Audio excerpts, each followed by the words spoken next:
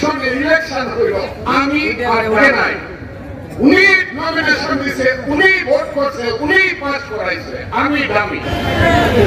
আর আমি বারে বারে ইউটিউবে বক্তৃতায় বারে বারে বলেছি, এই দেশের মানুষ অত্যাচার করেছে, অবিচার করেছে, দিনের পর দিন, মাসের পর মাস, বছরের পর বছর আপনারা যেগুলো অত্যাচার সহ্য করেছেন। এই মাঠে আপনারা যারা এসেছেন, আমি জানি তার 90% নেতা কর্মী শত শত মামলা মাথায় নিয়ে রাতের অন্ধকারে ঘুরে বেরিয়েছেন, ঘুরে ঘুরে লুকিয়ে থেকেছেন, খেতে বাইরে ঘুমিয়েছেন, ঢাকা শহরে কৃষকের ছেলেকে রিক্সা ঠেলেছেন, তারপরেও দল ছেড়ে যান নাই। যেখানে মিছিল দেখেছেন, টেকনাফ থেকে তেতুলিয়া, সবাই বড় জিয়া জিয়া, যেখানেই দেখেছেন বিএনপির মিছিল, 5 বছর জেল খেটে ময়মনসিংহ জেল থেকে বের হলেন, পুলিশ লাইন পার হয়ে দেখলেন সার্কিট হাউসের রাস্তা দিয়ে বিএনপির মিছিল চলছে, মা বাবার মুখ দেখতে যান না, মিছিলে ঢুকে গেছেন। আবার এই হলেন বিএনপির কর্মী, জেলে থেকেছেন, মা বলেছেন, তার মুখ দেখতে পারেন না, বাপ মরেছে, জানাজা পড়তে এসেছে, জানাজা বেরি পড়ে। এই হলো বিএনপির কর্মী, মাসের পর মাস, বছরের পর বছর 25,000 বিএনপি কর্মী জেলে থেকেছে সারা বাংলাদেশে। একদিনের জন্য শান্তি পায় না পৃথিবীর কোন রাজনৈতিক দল। বিএনপির কর্মীদের মতো এত জেল একসাথে খাটে নাই বন্ধুরা। সেই বিএনপির কর্মী রাজপথে গিয়েছেন, গুলি খেয়েছেন, রাস্তায় পড়ে গেছেন, মরে গেছেন, মা কেঁদেছে, বাপ কেঁদেছে, তারপরও বিএনপির একজন লোক কমে নাই বন্ধুরা।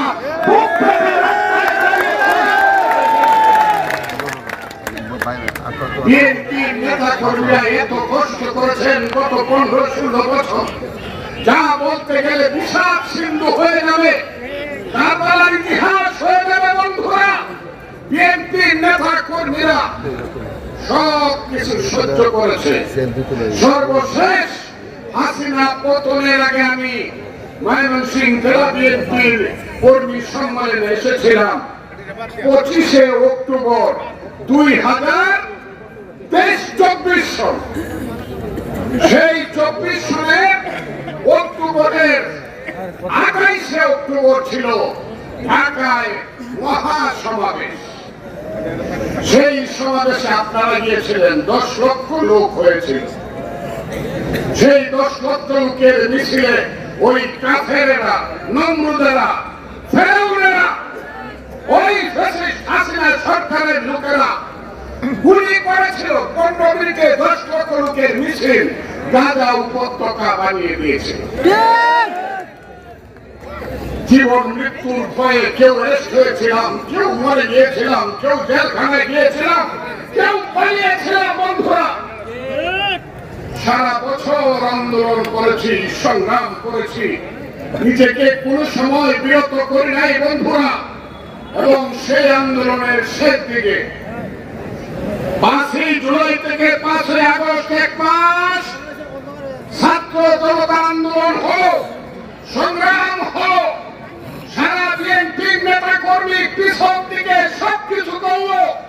15 বছরের সবকিছু ফাউন্ডেশন দিল বিএনপি ফাউন্ডেশন।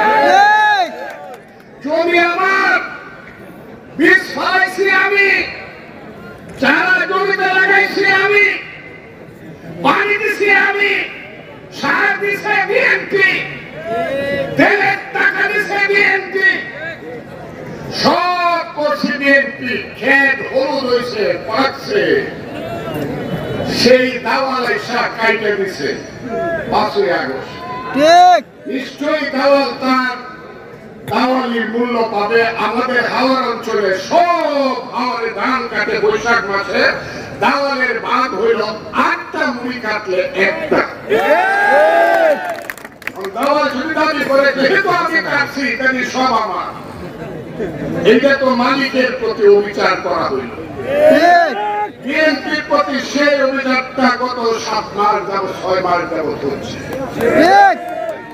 যে বিএনপি গ্রামে গঞ্জে এই মুহূর্তে ফেয়ার ইলেকশন হয়ে, নিরপেক্ষ ইলেকশন হলে আমি বিশ্বাস করি 2/3 উপরে মেজরিটি পাবে বাংলাদেশে এককভাবে বিএনপি।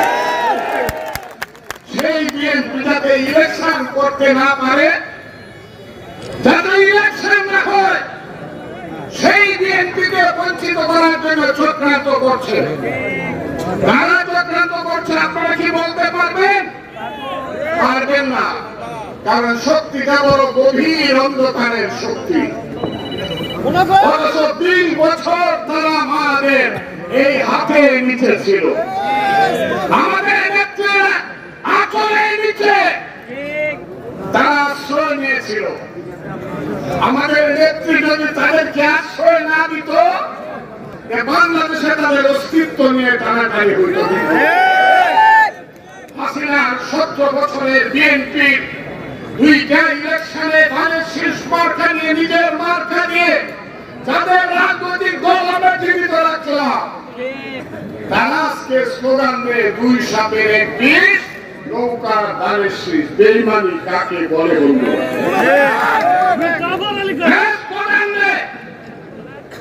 আমার ছাত্র দলের সভাপতির সামনে চক্ষু লাল করে ওই দলের ছাত্র সংগঠনের সেক্রেটারি কথা বলে, লজ্জা লাগে। একটু সুবিধা পায়া যারা মনে করতেছে বাংলাদেশে সমস্ত রাজনীতিকে তারা কন্ট্রোল করবে, না না না, সারা বাংলাদেশের রাজনীতিকে তারা কন্ট্রোল করতে পারবে না। কারণ বাংলাদেশে বিএনপি হলো 80 থেকে 85% মানুষের। আপনারা সাবধান থাকেন, এইভাবে একটা দেশ আমরা ছেড়ে দিতে পারি না বন্ধুরা, একদল মানুষের কাছে। আমি আর বলতে চাই না যে ছেলেরা এখন ক্ষমতায় আছে তারা আমাদের সন্তান, তারা দল করে করুক। বাবারা যদি দল করো রাজপথে আইসা করো, বাবারা যদি দল করো খেতে লাইনে আইসা করো, যদি দল করো গ্রামে আইসা মানুষের মধ্যে দল করো। কিন্তু সিংহাসনে থাইকা যদি কিংস পার্টি করতে চাও, বাংলাদেশের মানুষ কিন্তু তা মানবে না। মানবে? সেটা মানবে না, কিন্তু বাংলাদেশের মানুষ, বাংলা তোমাদেরকে বললাম। আর তোমাদের পিছনে যারা মদত দিচ্ছে, যারা তোমাদেরকে ব্যবহার করে বাংলাদেশের রাষ্ট্র আফগানিস্তান, সিরিয়ার মতো দখল করে বেশিরভাগ মানুষকে যারা এই দেশে পদমুক্ত করে রাখতে চায়, বিএনপির মতো দল, দেশনেত্রী খালেদা জিয়ার মতো নেত্রী, তারেক রহমানের মতো মেচুর নেতাকে যারা বলতে চায় যে তাদেরকে তারা অ্যাভয়েড করবে, আমি বলে দেই খুব পরিষ্কার ভাবে, বাংলাদেশের 56,000 জায়গার মধ্যে তাদের তারা তা করবেন। আমরা অতীতের কথা মনে করতে চাই না।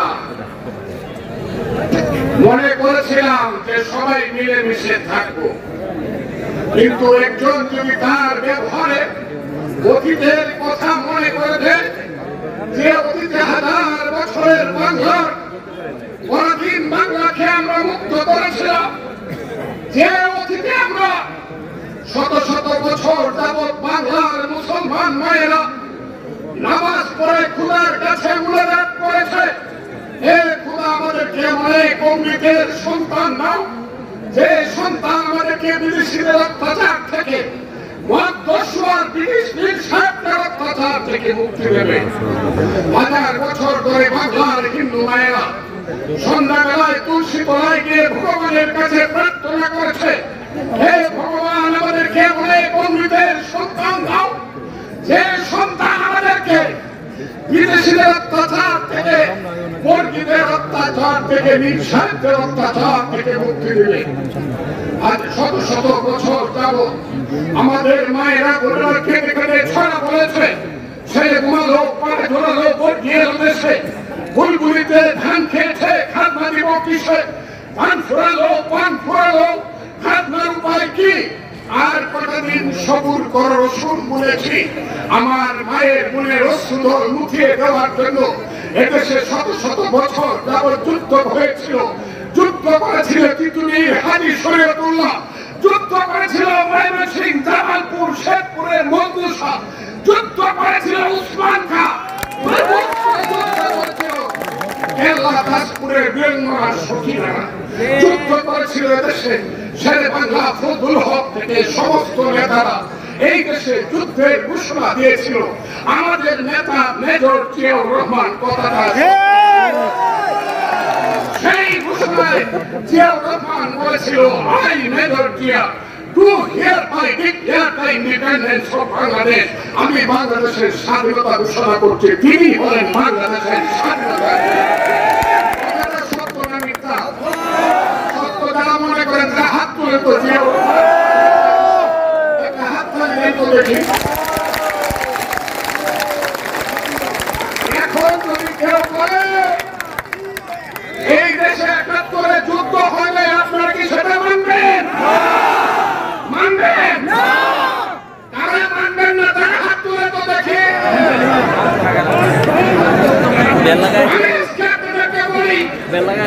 মুক্তিযুদ্ধ হলো বাংলাদেশের মা, মুক্তিযুদ্ধের পেট ছিঁড়ে বাংলাদেশের জন্য, এবং সেই যুদ্ধের ঘোষণা দিয়েছিলেন আমাদের নেতা মেজর জিয়া, পরবর্তীকালে শহীদ রাষ্ট্রপতি জিয়াউর রহমান। সেই মুক্তিযুদ্ধকে যারা পদদলিত করতে চায় তাদেরকে শুধু বলতে চাই ৭১ সন স্মরণ করে দেখেন। আমরা জয়ী হয়েছিলাম, আপনারা পরাজিত হয়েছিলেন। আমরা মনে করেছিলাম আমরা ভুলে গিয়েছি, কিন্তু আপনারা কেন জানি আপনাদের জানি ভুলতে পারেন নাই। আপনারা এখন নানা বাহানায় বাংলাদেশের প্রশাসন দখল করেছেন, সচিবালয় দখল করেছেন, বিশ্ববিদ্যালয় দখল করেছেন, আর বিএনপির লোকজনের নামে দুর্নাম ছড়াইছে, সান্দাবাদ, দান্দাবাদ। ওই যে ইউটিউব ছোট ছোট দাঁড়িয়ে একটা মার্কা আছে, মার্কাটা কি জানেন? এটার নাম হইল জামাত মার্কা। এই গাড়িগুলা দেখেন, এরা প্রত্যেকদিন হাজার হাজার ইউটিউবে ছাইবা বলে বিএনপি দুর্নীতিবাদ, ছাত্রদল, যুবদল, স্বেচ্ছাসেবক দল চান্দাবাদ। আরে মা মরছে, বাপ মরছে, জেল কাটছি, ছেলের পেটে ভাত নাই, ভোট করলে কাপড় নাই, জেল থেকে বাইরে আসছি, খাইতে পারি নাই, বন্ধুর কাছ থেকে ১০,০০০ টাকা নিয়ে কি অপরাধ হয়েছে? কি অপরাধ করেছি? তোমরা তো ব্যাংক দখল করে দিচ্ছ, তোমরা ব্যাংক দখল করে আমাদেরকে চোর কও, আমাদেরকে দুর্নীতিবাদ বলো। বিএনপি কর্মীরা দুর্নীতিবাজ না, ভালো মানুষ, তারা লুটেরা না, মানুষের পক্ষের মানুষ। আমি ইউনূস সাহেবকে এই মুহূর্তে আহ্বান করতে চাই, তার পক্ষে বাংলাদেশের মানুষ আছে, তার প্রমাণ একমাত্র একটা নির্বাচন। নির্বাচনের স্লোগানটা ১৫ বছর কি স্লোগানটা বলেন তো? স্লোগানটা ছিল তত্ত্বাবধানে এই মুহূর্তে দরকার, তত্ত্বাবধায়ক সরকারের যে স্লোগানটা, আপনারা ডক্টরেট প্রফেসর, আপনারা বিশ্বের নোবেল পাইছেন, আপনি বুঝেন না তত্ত্বাবধায়ক সরকার কি? তত্ত্বাবধায়ক সরকার কি স্থানীয় ইলেকশনের জন্য দরকার হয়? এই যে তত্ত্বাবধায়ক সরকার দিয়ে স্লোগান দিয়ে হাজার হাজার জেল কাটলো, শত শত মূল্য, এখন স্থানীয় নির্বাচনের কথা বলেন কেন? ইলেকশনের সাথে আপনি বেইমানি করতেছেন কিনা এখনো বলতে চাই। ৫ই আগস্টের আগে ৩ দিন আগে একটা স্লোগান উঠলো, কি স্লোগান? এক দফা, এক দাবি। কি? হাসিনা তো খুনি, হাসিনা হাসিনা কবে যাবে? কথা ঠিক না? হাসিনা কি বারাকান্দা উপজেলার চেয়ারম্যান ছিল? হ্যাঁ, ময়মনসিংহ জেলা পরিষদের চেয়ারম্যান ছিল? হাসিনা তো ছিল বাংলাদেশের অবৈধ বা বৈধ যাই বলে প্রধানমন্ত্রী ছিল।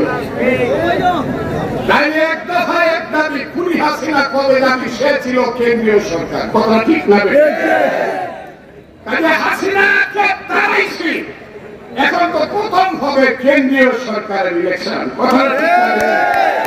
ইউনূস সাহেব এই সত্য কথাগুলো বুঝেন না, বাবারা এই সত্য কথা বুঝেন না। আর অন্ধকারের শক্তি যারা আছেন তাদেরকে শুধু বলতে চাই, তাদেরকে শুধু আমি বলতে চাই, এই বাংলায় শুধু বেরিচা মিডিয়ার দুই ফুল ফুটে না, এদেশের রক্তগুলা ফুটে, এদেশের জঙ্গলে শুধু কোকিল দেখে না, এদেশের জঙ্গলে রয়েল বেঙ্গল টাইগার দেখে। বসন্তকাল আসে না, যুদ্ধের শেষে পোশাকের প্রারম্ভে ধুলির দাগানে গ্রীষ্মকাল আসে। এদেশে শুধু গ্রীষ্মকাল আসে না, উত্তাল নাগিনীর মতো ফোঁড়া তুলতে তুলতে বর্ষাকালও আসে। এদেশে শুধু সিরাত, মীরমোদর, মোহনলাল, ক্ষুদিরাম, সূর্য সেন আর মেজর জিয়ার মতো সুসন্তান জন্মগ্রহণ করে না, যুগে যুগে তাদের বিরুদ্ধে জন্মগ্রহণ করে মীর জাফর, জগৎ শেখ, ইয়ারতি, ফ্রাইদুল্লাহ, রাজবল্লভ, বন্ধুরা এবং ভাইয়েরা, এই দেশটা কিন্তু সিরাজের দেশ, এই দেশটা কিন্তু মেজর জিয়ার দেশ।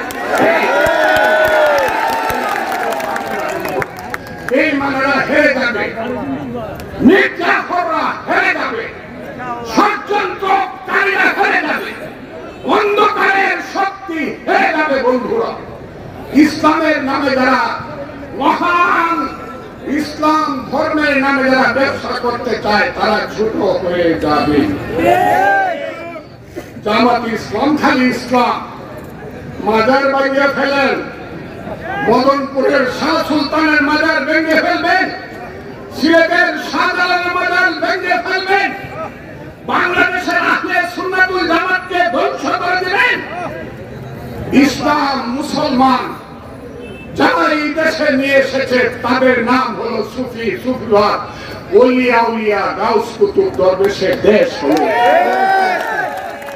কাজেই ওয়াহাবি আন্দোলন যারা করে, হযরত মুহাম্মদ সাল্লাল্লাহু আলাইহি সাল্লামকে যারা বড় ভাই করে ডাকতে চান, এদের বাংলাদেশ তাদের দেশ না। কি ইসলামকে ছোট করে, ইসলামের নামে ব্যবসা করে এই দেশের মানুষকে ভুলাতে পারবেন না। এই দেশের মানুষ প্রকৃত ইসলামে বিশ্বাস করে। সেই ইসলাম, আল্লাহ হলো সর্বশ্রেষ্ঠ, তার নবী হলো, আল্লাহ বলেছেন আমি আমার হাবিবকে সৃষ্টি না করলে আমি পৃথিবী সৃষ্টি করতাম কিনা অবিশ্বাস।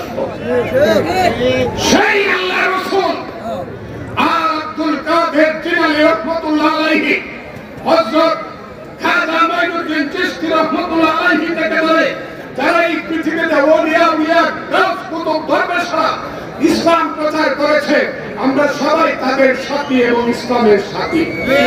ইসলামকে বিক্রি করে রাজনীতি করতে চাই না। বাপের বেড়া হইলে মার্কা নিয়ে আসে, নিজের মার্কাটা নিয়ে আসেন, আরে শীষের সামনে দাঁড়ান, সামনে মার্কা নিয়ে দাঁড়ান। যদি 10% ভোট পান সেলুট, বড় বড় কথা কয়েন না। 15 লাখ মানুষের কি হয়, ওয়াজ মাহফিল হয়, এটা আমরা সবাই চাই। মৌলানা সাহেবদেরকে আমরা আলেম সাহেবদের শ্রদ্ধা করি, সবাই তাদের ওয়াজ শুনি। এর অর্থ এই না যে বাংলাদেশের মানুষ যারা ইসলামের নামে ব্যবসা করে তাদেরকে ভোট দিয়ে দিবে। 7%-এর ভোট, বেশি ভোট কোনদিন পায় নাই। আমি তাই আজকে আপনাদেরকে বলি, শহীদ জিয়ার কর্মীরা, দেশ নেত্রী খালেদা জিয়ার কর্মীরা, দেশ নায়ক তারেক রহমানের সাথীরা সব সময় মাথা উঁচু করে রাখবেন।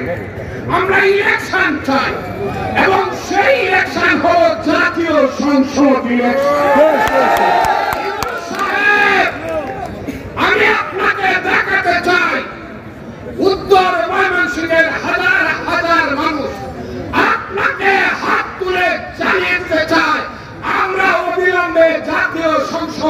ইলেকশন